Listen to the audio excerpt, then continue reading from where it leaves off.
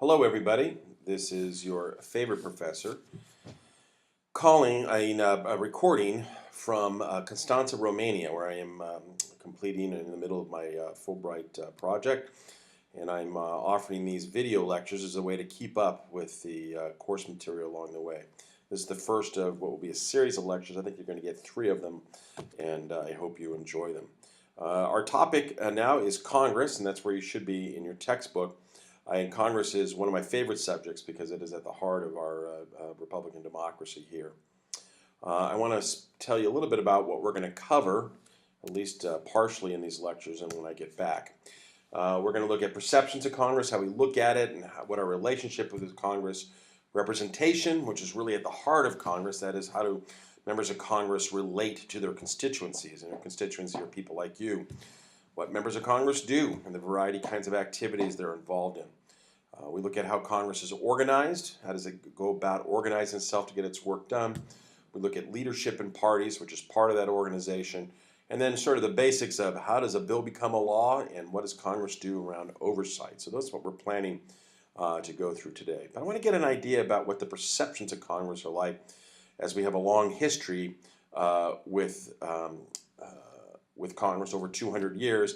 And our perception of Congress hasn't changed much over time. If we look at the 19th and 19th and early 20th century political thinker and writer and humorist Mark Twain, he offers many of these kinds of quotes. Suppose you're an idiot. Suppose you're a member of Congress, but I repeat myself. This idea that members of Congress are idiots and can't think along their way. Fleas can be taught nearly anything that a congressman can. Again, sort of a blow to members of Congress along the way. All Congresses and parliaments have a kindly feeling for idiots and a compassion for them on account of personal experience and heredity. It can probably be shown by facts and figures that there is no distinctly Native American criminal class except Congress. And my favorite Twain, it's not Twain, but here one's Will Rogers, who's a humorist in the earlier part of the 20th century. This country has come to feel the same when Congress is in session as when a baby gets hold of a hammer. So not just Twain, but all the way into the more contemporary times. With Congress, every time they make a joke, it's a law. Every time they make a law, it's a joke. Another classic Will Rogers clip. But even the founders themselves, this is one of my favorite ones here, I have come to the conclusion that one useless man is called a disgrace, 2 useless men are called a law firm, and 3 or more become a Congress.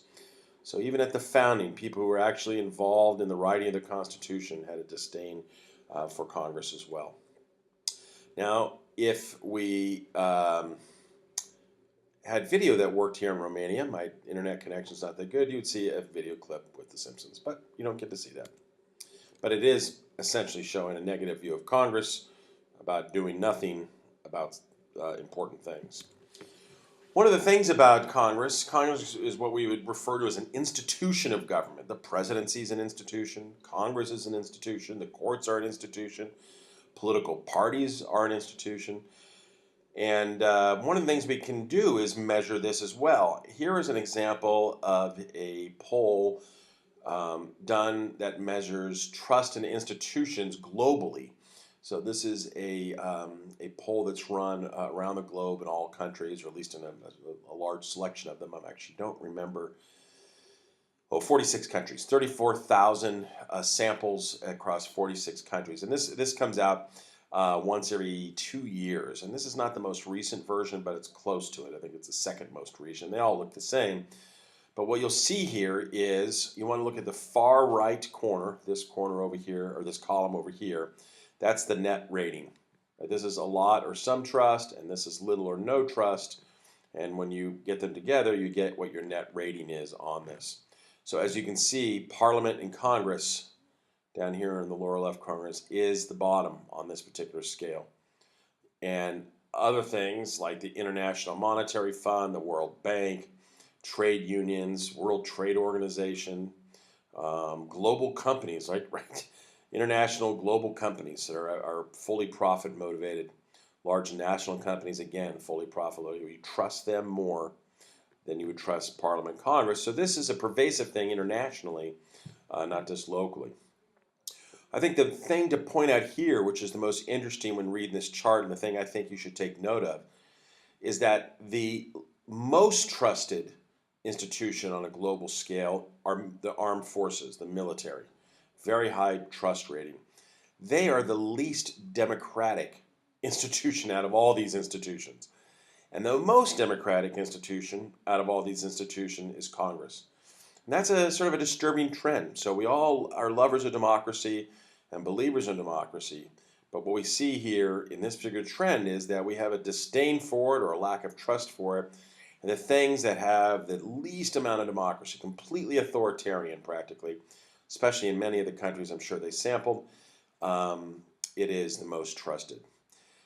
One of the things about that, I don't want to dwell on it too much, but there in many countries, and this is something we take for granted, the militaries are often used to clean out corrupt political situations. That is, people rely on the military forces to be a sort of a stabilizing force sometimes in dictatorial situations. Most countries are very unstable.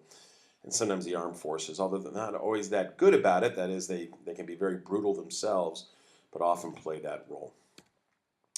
There's some reports that look at these kinds of things as well. You could pause this and look those up if you'd like to, but they basically reflect what we just looked at in the earlier slide. Now, some more stuff here. Laws are like sausages. It is better not to see them being made. And this is a very famous quote. That is, lawmaking is a very messy activity. And so one reason, if we're trying to explain why we don't like Congress so much, is that the act of making laws is a messy business. It involves tremendous amount of compromise. It requires you to work with people that you tend to disagree with. It requires you to embrace things that you may not embrace before. And that is the nature of lawmaking, of all lawmaking. It's not any different anywhere else. And watching it is different than the outcome. So that's one reason why we might say that we have a distrust in Congress, is that perhaps in the modern day we actually watch this sausage making more than is probably good for us along the way. Which builds us into this principal agent theory, that legislation requires compromise, but individuals, right, you don't like that your ideals can be compromised. That is, if this is my position and this is my interest, why would I compromise on it? I, as an individual actor, can do that. Right? If I don't like to drink alcohol, and for, let's say, values reasons, it's against my religion or against my moral idea of behavior, I can choose not to drink alcohol. But in a congressional situation, the self-interest of the individual congressman often has to be compromised in order to reach some kind of solution along the way. In this case, we have what's called the principal agent theory. The principal, excuse me, the principal being you and the agent being the member of Congress. So this would be the citizen or the constituent, and this would be your representative in this particular case. And you both have self-interests, and those two self-interests do not necessarily correspond, and not for bad reasons per se, not for legal or corrupt reasons, or there's selfish reasons like legislators just aren't listening to you.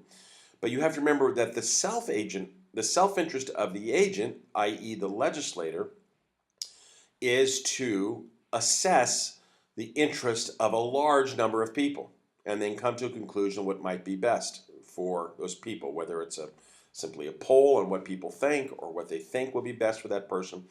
The agent's self-interest does not match up with the principal's self-interest. This gets particularly tough or particularly important when we have something we call the payer-decider split. I'm going to try out highlighting here, the payer-decider split.